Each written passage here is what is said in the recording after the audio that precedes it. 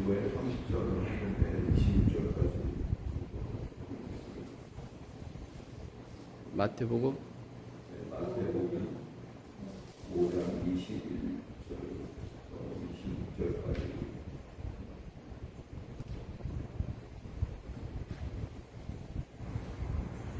마태복음 5장 21절로 26절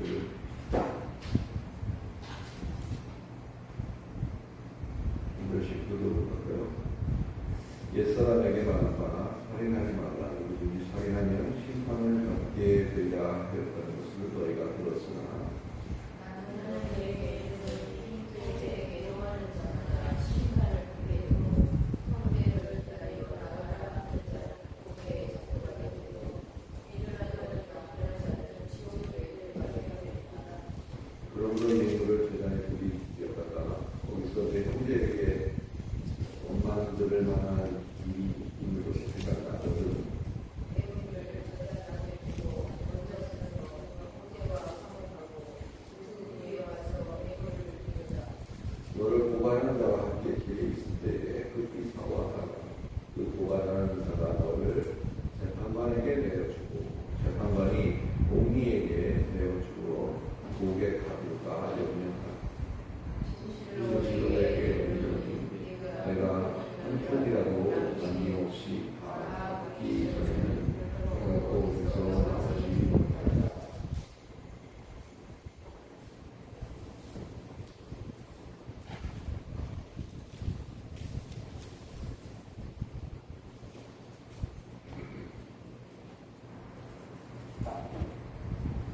현상수를 지금 살펴보고 있어요.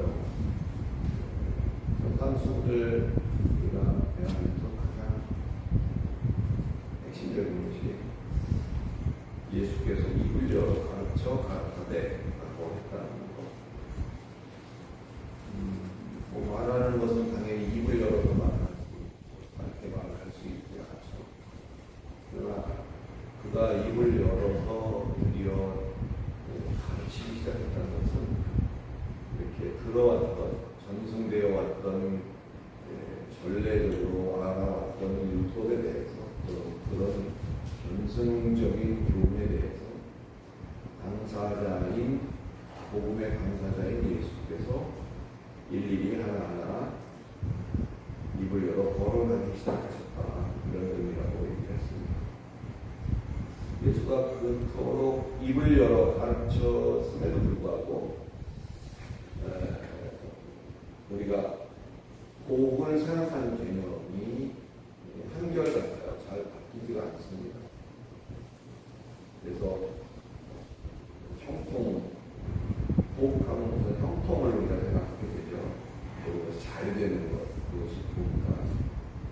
그렇게 여기게 되는데 또 복에 대한 스펙트럼을 넓혀서 복이라는 개념을 다양하게 우리가 가질 필요가 있다.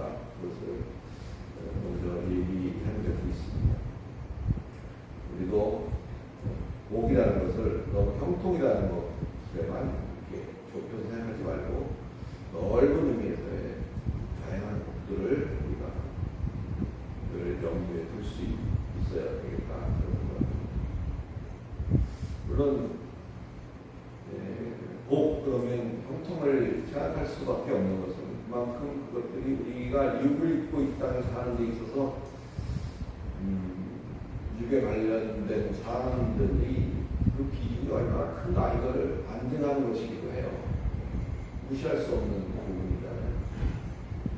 그래서 그 틀을 쉽게 벗어나기는 어렵습니다만은 좀 다양화하는 훈련이 필요하다. 복을 좀 다양하게 여기고 생각하고 볼 줄 아는 그런 시각이 우리에게 필요하다. 그런 생각을 이번 기회에 좀 해주시면 좋겠어요. 앞서 우리가 8가지 복에 대해서 예수께서 이러하다는 것을 알고 있지만 이제 사실은 이렇다 하고 그 복에 대한 정의를 새롭게 하셨던 거 여러분이 기억이 나실지 모르겠습니다만 그 복을 정의를 한번 하고 나서 이제 오늘 본문서부터 5장의 끝부분까지는 특이한 패턴을 가지고 있어요. 그 패턴을 가지고 있는데 그것이 뭐냐면 옛사람에게 말한 바 뭐뭐뭐뭐 하라고 하였다는 것을 너희가 들었으나 나는 너희에게 이르노니 명사하지 않다. 이런 패턴을 가지고 5장 21절 이후로부터까지가 그렇게 구성이 되어 있어요. 다시 말하면 전승되어져서 이건 이렇다 하고 너희가 들었지만 나는 너희에게 말하지만 이건 이거다 라고 말한다는 패턴이죠. 이게 21절도 그렇고 오늘 본문이 속해 있는 또 오늘 본문으로 해놓고 읽지 않은 27절에도 있고 31절에도 있고 33절, 38절, 43절 이렇게 보면 거기가 전부 뭐뭐뭐라고 하였다라는 것을 들었으나 나는 너희에게 이르노니 이렇게 말을 한다. 그렇게 적혀 있다는 사실이에요. 소위 우리가 옛사람으로 대변되고 있는 것이 율법이거든요. 옛사람으로 대변되고 있는 율법에 대해서 앞서도 말했듯이 나는 율법을 폐하러 온 것이 아니라 그것을 완수하기 위해서 왔다. 그런 얘기를 하셨듯이 이걸 폐하려는 게 아니라 그 지키되 그 의미적으로도 온전하게 지킬 수 있는 그래서 율법의 참 의미를 말하시는 데에 이 뒷부분을 할애하고 있다. 그런 것을 우선 우리가 놓치지 말아야 될 것 같습니다. 그래서 옛사람에게 말한 바 오늘 제일 첫 번째 다루고 있는 게 뭐죠? 살인에 대한 생각입니다. 21절 우리가 보니까 그랬죠? 옛사람에게 말한 바 살인하지 말라. 누구든지 살인하면 심판을 받게 되리라 하였다는 것을 너희가 들었으나 나는 너희에게 이르노니 이렇게 소개가 된다.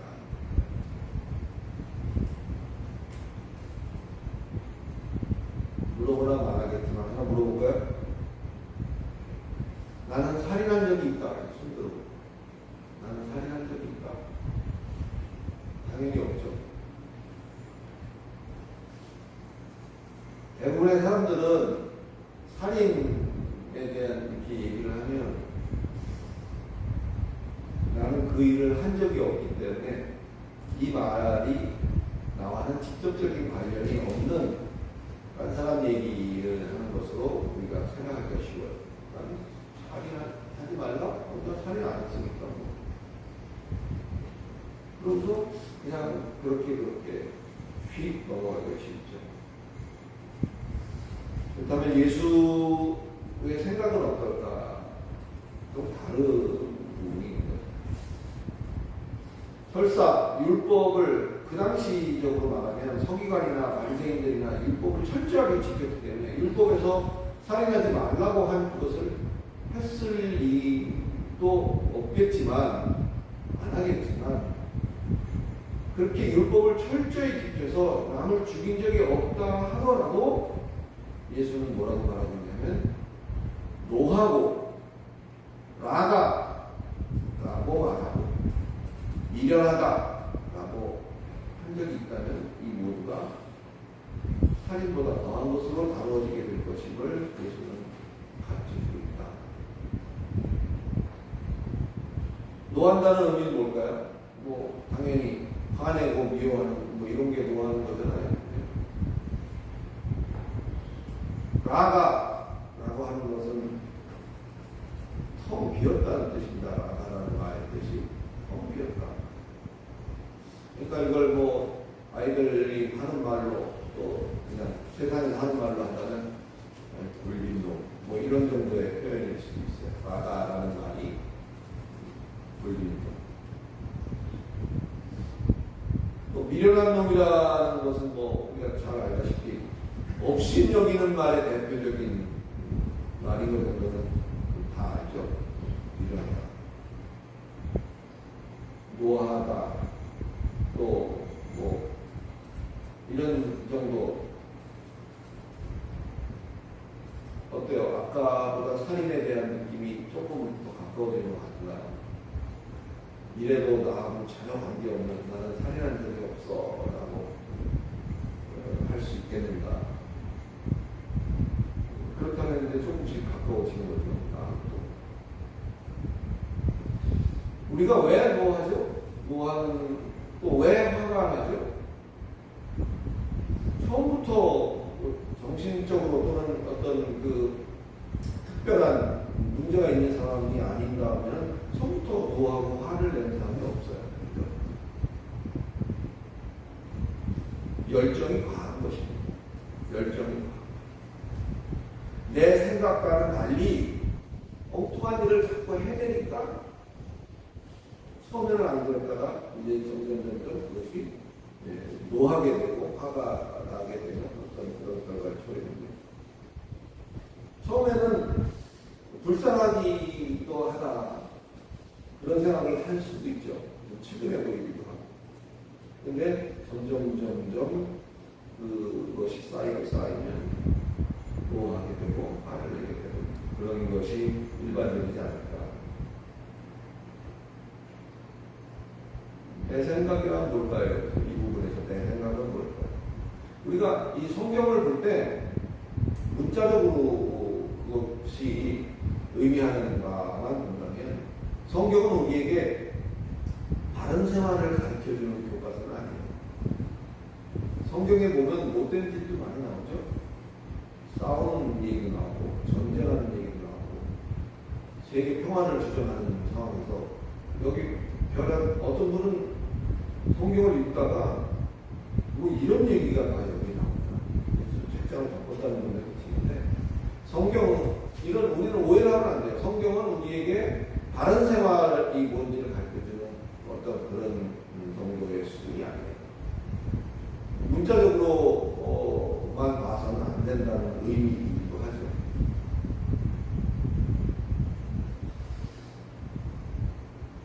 내 생각과 다르기 때문에 내 생각과 다른 엉뚱한 짓을 계속 해야 되는 것에 대해서 이제 노하게 되고 화가 나게 되는 것이다 라고 한다면 여기 내 생각은 뭘까요?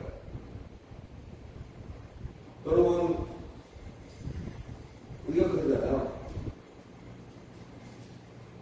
여러분들이 오늘날 이 자리에 있기까지 하나님이 여러분을 인도하셨던 과정들은 아마 책으로 쓰라고 해도 몇 번 분량이 나올 수 있는 거 아니겠어요?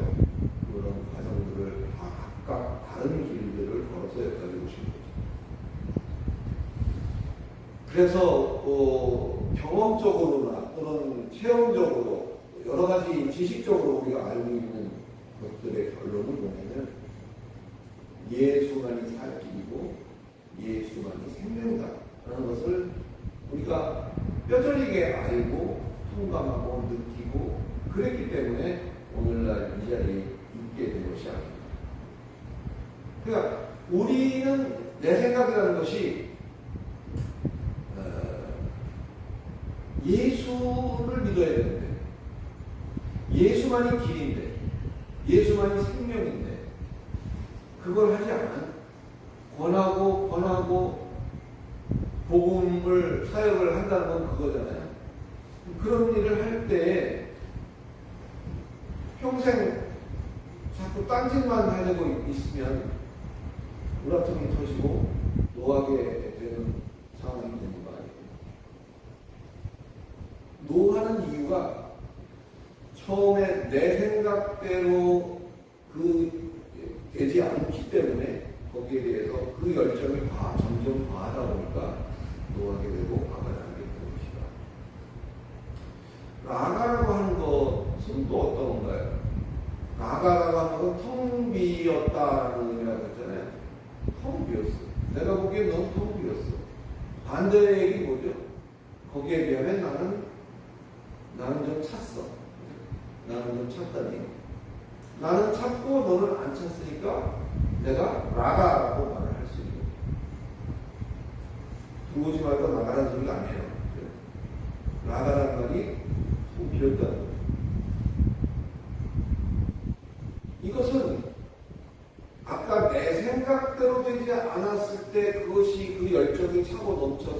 노하게 되고 분을 내게 되고 화를 내게 되는 결과를 가져왔다면 오늘 상대방을 향해서 또 형제를 향해서 라가라고 하는 것도 자기 기준에 미치지 못하기 때문에 나오는 행동이에요. 나의 의보다 너의 의가 그만 못하다는 거죠. 나의 의는 이런 정도 수준이네. 너의 의는 이런 정도 수준입니까? 텅 비었네, 텅 빈 놈, 벌 빈 놈, 뭐 이런 말을 하게 된다는 것이죠. 자기 의가 기준이 돼서 남을 판단하게 되는 것, 그것이 바로 형제를 향해서 라가라고 말하는 것이다. 나는 지혜로운데 너는 그렇지 못하구나. 너는 텅 비었구나. 나는 있는데 너는 없구나. 이런 것에 대한 비아냥적인 표현이다. 말할 수가 있죠. 또 여기서 말하는 미련한 놈이라는 것은 세상 이치에 모자라서 미련하다는 것과는 좀 다른 거예요. 예수 믿고 이 땅에서 복 받는 것보다 더 중요한 하나님 나라의 영광, 이런 것들을 우리가 전하고 전파하려고 할 때 그런 것들을 미련한 일로 여기고 한심한 일로 여기고 듣기 싫어하고 배척하는 것, 그것을 통틀어서 그런 사람을 향해서 미련하다 이렇게 말을 한 것, 그것을 미련한 놈이다라고 말하는 것이다 라고 설명을 해볼 수가 있습니다. 그러한 성도 여러분, 어때요? 내가 사람을 죽인 적은 없지만 지금 예를 들어서 분이 나고 화가 나는 이유, 또 그를 향해서 라가라고 내가 했던 이유, 또 그를 미련하다고 했던 이유, 이런 것들을 우리가 볼 때 비록 내가 사람을 어찌저찌 해서 죽인 적은 없지만 그 살인이라는 말이 특정한 어떤 막되먹은 사람들만이 저지를 수 있는 그런 만행이라고만 말할 수가 있을까요?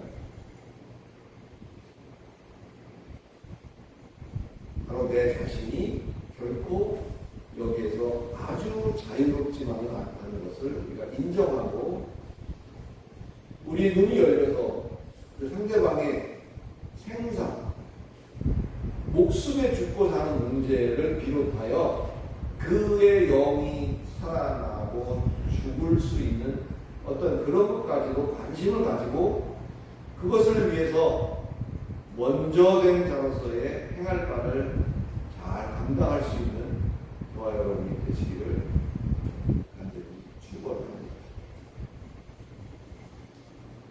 이렇게 살인이라는 게 특별한 사람에게만 해당되는 것이 아니라는 것도 우리가 인식을 해야 비로소 그 뒷부분 23절로부터 26절의 내용들이 또 이해가 될 수 있는 거죠. 잘 살펴보면 이 내용이 특정한 사람을 대상으로 하고 있다는 것을 알 수 있어요. 누구를 대상으로 하는 말일까요? 23절이니까 그러나 가장 있겠어요. 23절 다같이 시작. 그러므로 예물을 제단에 드리려다가 거기서 내 형제에게 원망 들을 만한 일이 있는 것이 생각나거든요. 누구를 대상으로 한 거예요? 형제를 바로 형제인 자에게 제한적으로 이것이 해당되는 말이에요. 형제가 아닌 경우에는 뭐 그닥 해당 사항이 없다는 말이 될 수도 있는 거죠. 형제는 헤브라어로 아델포스입니다. 아델포스, 아라는 말은 하나라는 뜻이고 델포스라는 것은 태를 말해요. 자궁을 말해요. 그래서 형제는 뭐예요? 한 배에서 난 자. 하나의 태에서 길러져서 나온 자.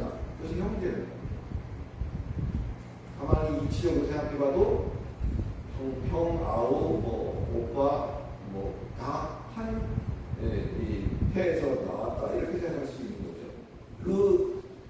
같은 태에서 길러졌다는 것은 교훈이 같다는 의미입니다. 교훈이 같다.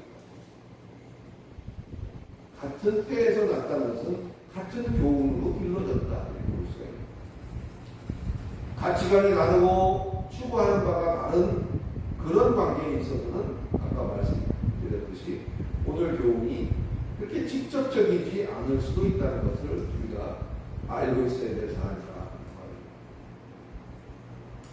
자, 이제 살인의 참 의미는 우리가 알았으니까 이제 그 실천적인 측면을 다루고 있는 것을 볼 수가 있는데, 첫째 상황은 어떤 상황이죠? 첫째 상황은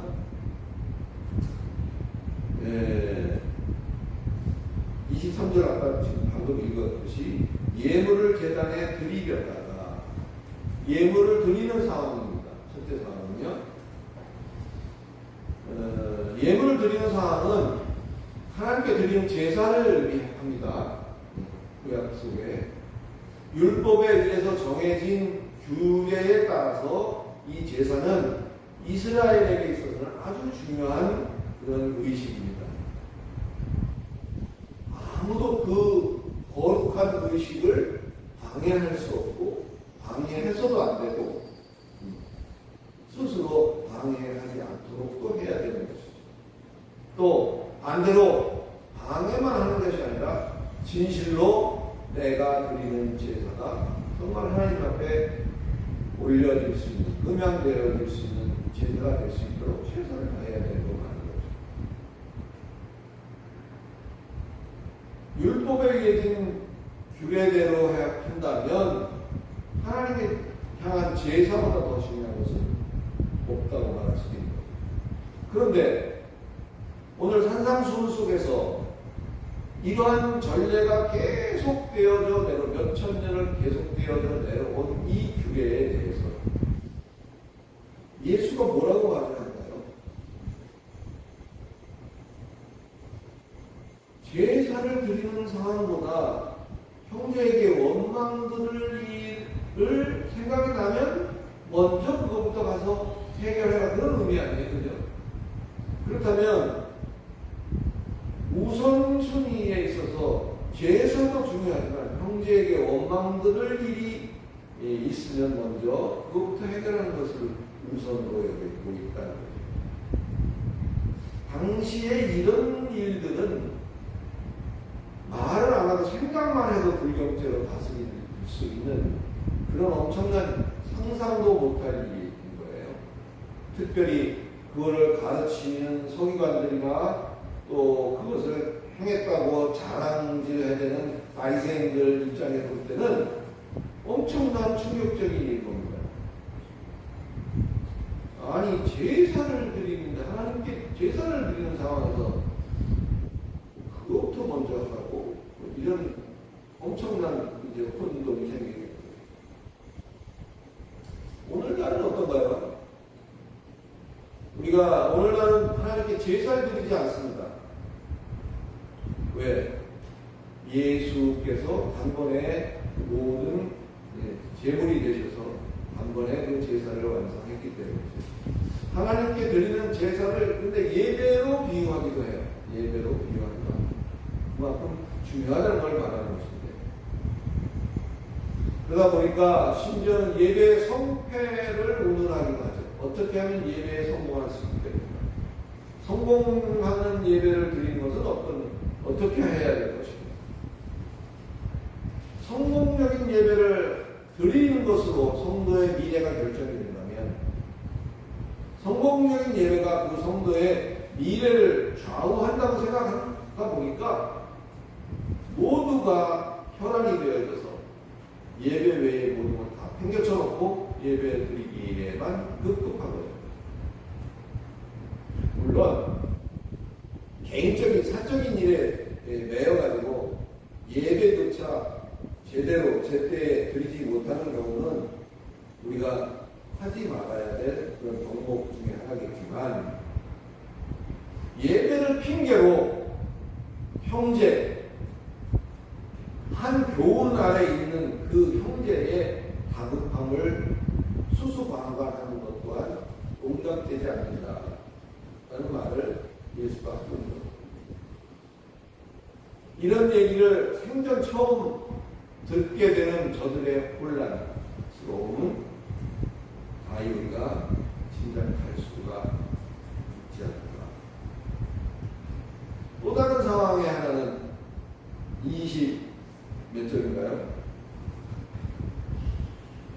25절입니다. 25절 같이 한번 볼까요? 25절 한번 봅시다. 시작.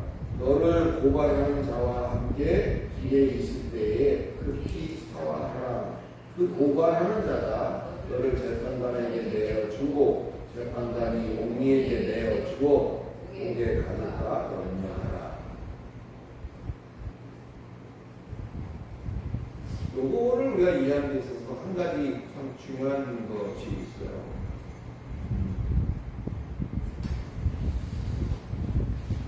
어떤 상황이죠? 첫 번째 상황은 예배를 드리는 상황, 아니 제사를 드리는 상황보다 더 중요한 것이 있다는 말을 한 것입니다. 또 하나는 포인트가 뭐냐면 길에 있을 때, 길에 있다는 것은 출발을 해서 목적지에 도착을 한 상태가 아니에요. 그러면 그렇게 말을 하지 않죠. 길에 있다는 것은 이미 출발은 했고 목적지를 향해서 가고 있으나 아직은 목적지에 도달하지 않은 상태. 그것이 길에 있을 때,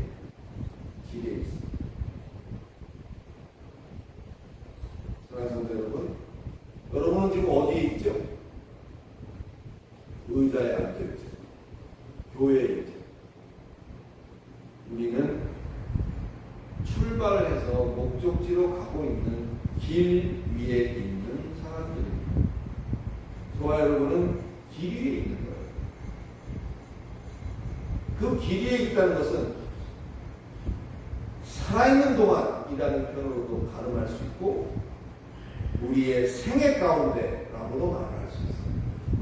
태어나서 죽는 그것을 종점이라고 목적지는 아니겠지만 종점이라고 생각하면 태어나는 것이 출발점일 것이고 태어나서 이제 지금 얼마만큼 가고 있는지 길 위에 우리는 있는 것이다.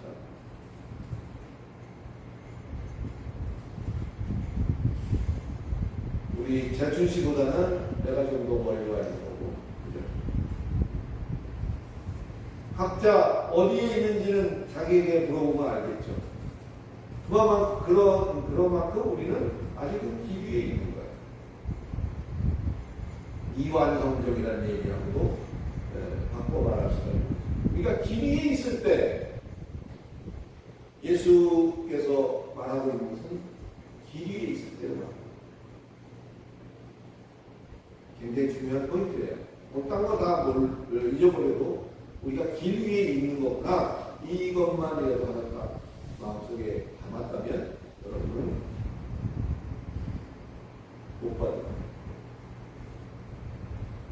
자, 여기에서 우선순위는 야, 왜 너 자꾸 내 바지가랑이를 붙잡아? 왜 자꾸 나를 회방하고 못 가게 해? 나 빨리 가야 될 곳으로 가야 된다. 다시 말해서 내가 가야 될 목적지에 속히 가는 것이 우선순위가 아니라는 거예요. 그러면서 옛날 성경은 송사하는 자라고 얘기하고 있는데 오늘은 개혁개정에는 고발하려는 자라고 표현하고 있죠. 이런 표현을 하면서 송사하는 형제와의 사화가 먼저다. 우선순위가 또 바뀌죠. 목적지로 빨리 가는 것이 중요한 게 아니라 너를 일러 바치고 너를 고발하려고 하는 그와 사화하는 것이 먼저다. 사화라는 것은 한문으로 얘기하는 사사로울 사자예요. 그리고 화자는 화복할 화자입니다. 사사로이 화복하죠. 그러니까 빨리 달려가서 어디로 가고 있는 거죠? 재판관 앞으로 달려가는 거예요. 지금 가고 있는 거예요. 그런데 중요한 것은 재판관 앞에 가기 전에 길 위에 있을 때에 사화하는 거예요. 그냥 법정에 가는 것이 믿는 사람은 법정에 가면 안 된다. 그런 얘기를 우리가 듣기도 하죠. 법으로 모든 걸 해결하려고 하면 안 되는 거다. 그런 얘기도 합니다. 그러나 법을 의지하는 것이 잘못된 것은 아니에요. 그리고 오해하지 마시기 바랍니다. 우리도 예수께서 말했듯이 이 동전이 누굴 겁니까? 아저씨께 모르겠어요. 그 법은 그 법에 해당되는 자에게 줄 것이고, 이 법은 이 법에 해당되는 자에게. 다시 말하면 각각의 그 법에 충실해야 되는 것을 말하는 거죠. 율법도 마찬가지입니다. 사과하라는 것은 사과하라는 게 아니에요. 사과하라는 것이 아닙니다. 그냥 어떤 공권력에 개입돼서 또는 어떤 공식적인 상황에서 그것을 해결하지 않고 그 전에 그 시시비비를 논하기 전에 서로 사적으로 풀어서 아직 재판관과 옥리의 손에 가기 전에 해결하는 것이 먼저다라는 것을 비유적으로 말하는 거예요. 어려운가요? 우리가 출발해서 목적지까지 가서 결국은 저나 또 우리 정 목사님이나 누구든지 한 번 다 거기에 서게 된다는 것을 여러분은 아시죠? 우리는 한 번은 그 앞에 설 수밖에 없는 상황입니다. 그때는 하나님이 재판관이시고 그 옆에서 예수께서 보좌 우편에 앉아서 쟤는 이렇고요, 쟤는 이랬고요, 쟤는 이러한 일을 이렇게 했고요, 이렇게 말하는 변호인 같은 역할을 하겠죠. 지금 여기서 말하는 꼭 뭔가 빚진 게 있어가지고 그 빚을 다 갚기 전에는 거기서 나올 수 없다, 이렇게만 이 성경을 이해하실 게 아니라 이 상황을 우리가 인생을 살아가면서 하나님 앞에 그 재판정에 서기 전에 우리가 할 수 있는 최대치의 우리가 받은 바 은혜가 있고 이런 것들에 대해서 정말 최대치를 다했는가, 그렇게 공식적으로 이것을 평가받기 전에 그 형제와의 관계성 속에서 내가 받은 바 은혜의 최대치를 나는 해왔는가. 그래서 불편함이 있을 때 사사로이 그것을 해결하고 풀어서 하나님이라는 또는 재판관이라고 하는 대변되는 그 앞에 갔을 때에 그것에 대한 것을 얘기하고 있는 것이 아니다. 아직 재판관과 옥리의 손에 가기 전에 먼저 사사로이 풀어서 해결하는 것이 먼저라는 것을 예수께서 비유로 말하도록 했습니다. 우리가 하나님 앞에 서게 될 때 우리는 무엇 때문에 그 앞에 서는 거죠? 그동안 잘못 살았으니까 너는 곤장 열대, 그동안 너는 잘 살았고 좋은 일 많이 했고 복음도 많이 증거했으니까 너는 예를 들어서 아파트 한 채 이런 식으로 그런 평가를 받기 위해서 그 앞에 서는 것이 결코 아니죠. 이게 굉장히 중요한 얘기예요. 우리가 그 앞에 서는 것은 우리가 지은 죄에 대해서 그것을 평가받고 벌받기 위하여 그 자리에 서는 것이 아니라는 사실 분명히 인식하시기 바랍니다. 죄 문제는 이미 상 받았잖아요. 아닌가요? 하나 또 물어볼 수밖에 없네요. 용기 있게 대답하셔도 좋고 안 하셔도 좋습니다. 나는 지금 죽어도 천국에 갈 수 있다.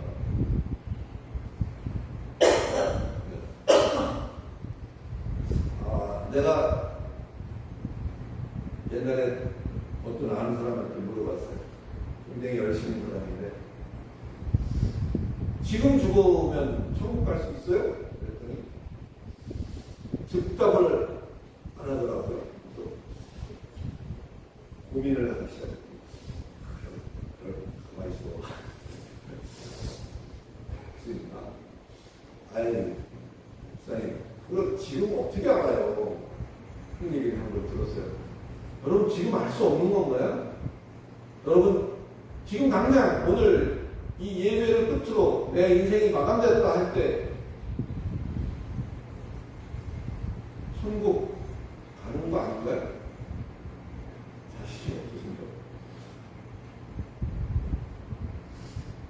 죄 문제는 우리 이미 해결을 받은 거예요. 우리가 예수를 믿는 그 순간에 예수가 대신 피 흘려 모든 우리의 지은 죄와 지을 죄와 또 공범죄와 자범죄와 이런 것들을 전부 다 망라해서 그 속죄함을 주신 거잖아요.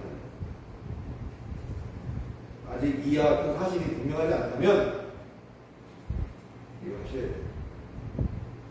우리가 육을 입고 살기 때문에 먹는 거 해결하는 거 되게 중요합니다. 굶고 살 수는 없잖아요. 그러기 위해서 시간을 투자하고 많은 일들을 투자하고 노력을 투자하는 거 정말 가상이 없는 수 있는 일이죠. 그런데 그거보다 더 중요한, 아니 그것만큼 중요한 것이 바로 그 문제거든요. 죄의 문제가 해결이 안 된다면 시간을 내서 참석하셔야 돼요. 하루 목요일날 저녁 때 잠시 나올 수 없는 한이 있더라도 내가 이 문제에 대해서 석연치 않은 면이 있다, 확신이 없다라고 할 때는 나오셔야 돼요. 그래서 집중적으로 거기에 대해서 왜 우리가 이미 죄사함을 받았다고 자신 있게 그렇게 말할 수 있는지,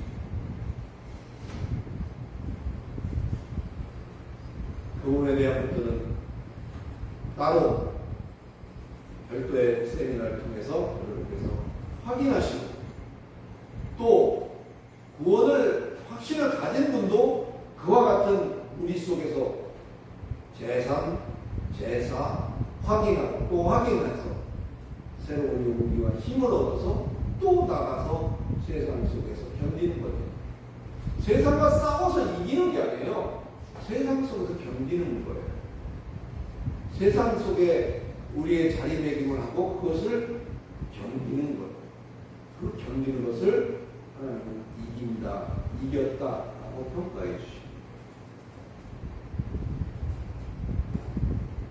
그래서 그 앞에 서기 전에 소위 기회가 있을 때, 아직 길 위에 있을 때에 이렇게 저렇게 사사로이 원만히 불편한 관계, 또 뭐 금전적인 거 또 여기에 포함될 수 있어요.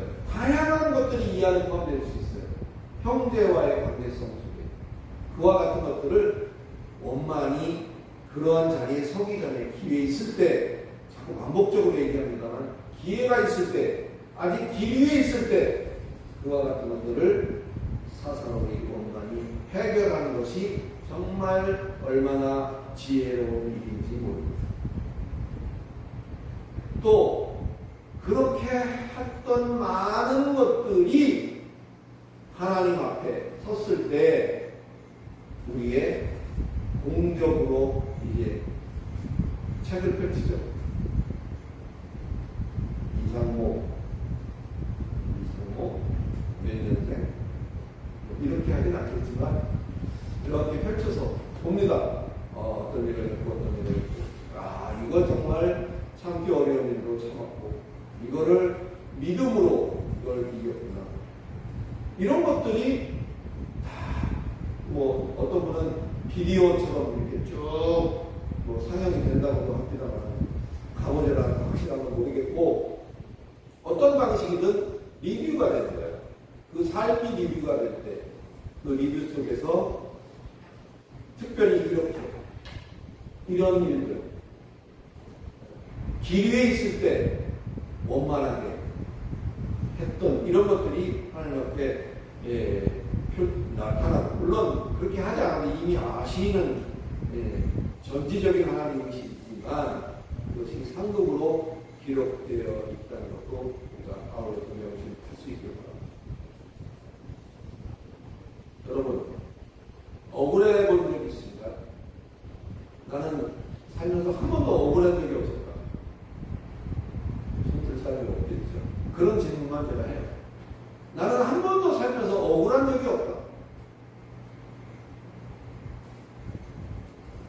우리는 늘 억울함 속에 있습니다. 특히 예수를 바르게 믿고 또 예수를 열심히 믿는수록 그 억울함이 있기도 해요. 아직 경험을 못하신 분도 계시고 그럴 수도 있겠지만 예수 열심히 믿을수록 그 억울함이 따라오는 게 많습니다. 어떨 때는 싸잡아서 그냥 하나로 뭉뚱그려서 그냥 던져지기도 하고요. 또 어떨 때는 그냥 도매금을 똑같은 얘기인가요? 도매금으로 막 넘어갑니다. 예수 믿는다 해서 아이고 예수 믿으시 이쪽으로 오세요. 따로 해서 항상 차려주거나 이럴 일은 결코 없는 예수를 똑바로 믿을수록 억울한 일이 많습니다. 불이익이 많습니다. 또 억울해 본 적도 있지만 본의 아니게 내가 부지불식간에 아직도 모르는 거가 있을 수도 있어요. 여러분, 모르고 있는 가운데서도 나로 말미암아 남을 억울하게 한 적도 있을 거예요. 나는 한 번도 남을 억울하게 해본 적이 없다. 이것도 손들 사람이 없잖아요. 억울함을 당하는 것도 남을 본의 아니게 억울하게 한 것도 다 이와 같은 일 속에 형제와 관련된 일 속에 포함이 되어 있습니다. 누구에게나 있을 법한 그런 흔한 경험이지만 최근에 여러 가지 경험을 합니다만 너무 억울하면 잠도 안 오더라고요. 너무 억울하면 잠이 안 와요. 계속 그 생각만 합니다. 전에 좋았던 것들도 다 한순간에 없어져 버리고 그 생각만. 그럴 때 우리는 어떻게 하죠? 억울할 때. 할 수 있는 건 두 가지밖에 없어요. 첫째, 왜 그런지 항변하는 거예요. 도대체 왜 그러는 거야? 또 한 가지는 따져서 묻는 거죠. 무엇 때문에 그런지. 근데 이게 잘 안 되다 보면 다툼이 일어날 수밖에 없겠죠. 당사자 간에. 그렇게 되면 오늘 본문처럼 고발하러 가는 거예요. 송사하는 것이고 고발하러 가는 거예요. 법의 힘을 빌리는 게 잘못된 것이 아니라 늘 우리는 크리스찬으로서 내가 할 수 있는 내가 받는 은혜의 버금가는 최대치를 늘 베풀어야 한다는 생각을 우리가 마음속에 갖고 있어야 된다. 기억하시기. 억울하면 잠이 안 와요. 그래서 한 번은 그런 적이 있었습니다. 너무 억울하니까 불러서 도대체 왜 그러는 거냐? 뭐 때문에 그러는 거냐? 좀 그걸 물어보고 싶고 하나하나 조목조목 따져보고 싶은 게 우리 인지상정 아니에요? 아마 대부분 그렇습니다.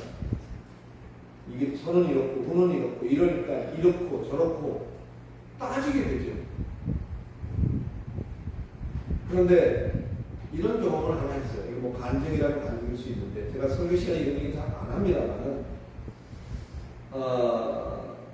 너무 억울해가지고 그러려고 그럴까 이런 것도 이럴까 저럴까 고민도 하는 그 와중에 이런 생각이 드는 거예요. 저는 그것을 하나님의 음성이라고 생각하는데 억울하냐? 난데없이 그런 생각이 들었어요. 억울해? 나만 하겠냐? 내가 죄 없는 걸 믿는 거 아니다. 내가 피 흘려가면서 내 그 십자가에 달려서 너희들의 죄를 사하기 위해서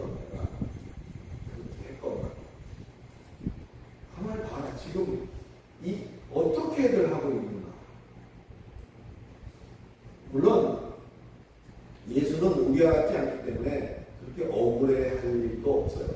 그건 그냥 내 느낌을 말합니다. 그런 느낌을 느꼈다는 거예요. 네가 억울하다면 아마 나만큼 억울하겠니?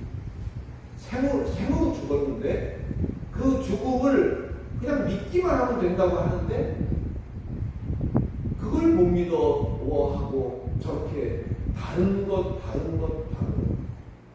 구도자라고 합니다. 길을 찾는 자. 이 세상에는 아무 생각 없이 사는 사람들이 있는가면 정말 뭔가 길을 찾기 위해서 사는 사람들도 많아요. 그런 구도자들도 믿기만 하면 된다는 이 길에 대해서 너무 과소평가해서 믿지 못하는 사람들 굉장히 많습니다. 그런 점을 볼 때 그런 생각이 불쑥 나한테 들었어요. 그래서 정말 억울한 건 나만큼 억울하겠니? 이런 생각을 하다 보니까 내 억울함이 정말 별게 아닌 게 되어버린 상황이 돼서 그냥 입을 닫게 되더라고요. 입을 닫게 되니까 그 다음에 가슴만 이제 내어 터지는 거예요. 마음속에서 막 그런 것들이 있죠. 뭐 더 길게 얘기할 사항은 못 될 것 같고. 그래서 오늘 얘기하려고 하는 핵심은 우리가 길 위에 있다는 것이 어떤 의미인지를 한번 생각을 하셔서 그런 것들을 형제와의 관계성 속에서 정말 그 앞에 서기 전에 해결하고 정말 억울함에도 불구하고 그것은 두 가지가 있어요. 억울함을 내가 주었을 수도 있고 또 반대적으로 그 억울함을 내가 받았을 수도 있겠죠. 어떤 입장이 됐든 간에 그런 것들 정말 하기 힘든 그런 것들을 오늘 이와 같은 것을 성경의 은혜에 이렇게 가르쳤으니 정말 나는 할 수 없지만 내 품성과 내 성격과 내 인간성으로는 할 수 없는 일이지만 이 일을 이렇게 가르쳤으니 내가 이 일을 억울하지만 이 일을 이렇게 하겠다 라고 생각한다면 그것이 우리의 상급으로 믿음을 쓴다는 표현을 이근영 목사를 통해서 배웠거든요. 믿음을 쓰면서 산다. 우리가 믿음을 쓰면서 산다는 게 어떤 걸까요? 믿음은 그냥 따로 이렇게 보관하는 게 아니에요. 믿음은 그것을 가지고 실제로 삶 속에 뛰어들어서 그 믿음을 사용하고 이용하고 활용해서 세상에서 견뎌나가는 것이 그 믿음의 가치인 것입니다. 그런 것들을 생각할 때 조금 더 현재 내가 감당해낼 수 없는 억울함도 이와 같은 것으로 다 감당될 수 있을 거다. 그런 생각합니다. 오늘 좀 말이 길었습니다만 말씀을 정리하고 마치도록 하겠습니다. 예수를 우리는 사랑이라고 해요. 하나님도 사랑이다 이런 이야기를 하는 이유는 이런 지금 예수께서 입을 열어 가르쳐 가라사대 살인하지 말라. 또 너희가 길 위에 있을 때 급히 그런 생각나는 일이 있으면 먼저 가서 사과하라. 이런 가르침들을 쭉 놓고 볼 때 우리는 그와 같은 이유 때문에 예수를 사랑이다, 하나님을 사랑이다라고 할 수 있는 거예요. 절대 권위인 율법을 펼치고 행하는 그 기본적인 틀에 그 저변에는 사랑이 깔려있기 때문에. 그러니까 율법만을 보지 말고 그 율법이 깔려있는, 율법 속에 깔려있는 기본적인 사랑의 생각들을 우리는 이뤄야 합니다. 이러한 것들은 예수의 공생의 전반에 걸쳐서 그 활동 속에 골고루 담겨져 있습니다. 그래서 그것들을 우리가 이룰 수 있어야 비로소 그 가르침이 바르게 깨달아지기도 하는 것입니다. 이런 생각들은 저의 주장이기보다는 성경 속에 그렇게 되어 있죠. 나중에 나오겠습니다만 마태복음 12장 같은 데도 보면 안식일에 대한 규례에 대한 설명을 할 때 거기에도 안식일의 우선권 문제를 또 거기에 시비를 걸죠. 뭐 안식일에 가는데 왜 이삭을 배가 고프다고 이삭을 손으로 비벼서 그건 노동 아닙니까? 그렇게 왜 먹습니까? 당신의 제자들은 이렇게 왜 합니까? 그럴 때 거기서 예수께서 얘기했던 그 기본적인 생각들을 우리가 본다면 역시 그렇기 때문에 사랑이다 라는 것을 우리가 확인하게 될 것입니다. 그토록 우선권을 부여하려는 것은 과연 무엇일까?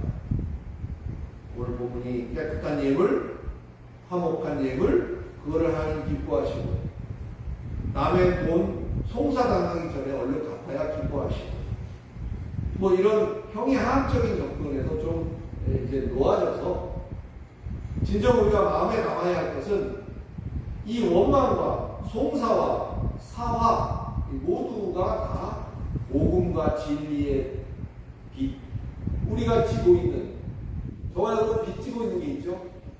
복음의 빛을 지고 있고 또 진리에 대한 빛을 지고 있는 거죠. 이런 것과 관련이 있다는 사실을 우리가 잘 깨달아서 정말 뭘 위해서 우리가 살고 정말 뭘 위해서 우리가 존재하는 것인가 이런 것들을 다시 한번 돌아볼 계기로 삼는 복된 저와 여러분이 되시기를 예수 그리스도의 이름으로 축원합니다. 기도하겠습니다. 거룩하신 하나님 은혜를 감사합니다. 옛사람에게 이르기를 이렇게 하는 것이다 하고 우리가 전해 들은 그것에 대해서 나 예수는 이제 너희에게 이르노니 이것은 이런 의미다 라는 것을 그 중에서 첫 번째 것을 오늘 우리가 살인에 대한 의미 이런 것들을 우리가 살펴보았습니다. 내가 누구를 목숨을 끊게 하고 누구를 목졸라 또는 이 세상을 떠나게 한 적은 없을지라도 내가 혹여라도 나의 먼저 되는 것, 나의 의의가 다른 사람을 향해서 그와 같은 칼과 그와 같은 무기로 그에게 표출되고 그를 강타하진 않았는지 생각해 볼 수 있는 기회가 되게 해주시면 감사합니다. 아직 그런 경험이 없다 할지라도 이제 그 생각의 꿈을 넓혀서 우리가 살아가는 삶, 그 삶의 가운데서 정말 참기 어려운 것들도 믿음으로 우리가 참고 견디고 이길 때 그것이 우리에게 상급이 될 수 있다는 사실도 우리가 희망적으로 우리 가슴에 새기고 어려운 세상 다시 한번 용기를 내서 살아나갈 수 있는 복되는 때가 되도록 하나님께서 도와주시고 인도해 주시옵소서. 예수 그리스도의 이름으로 기도드리옵나이다. 아멘.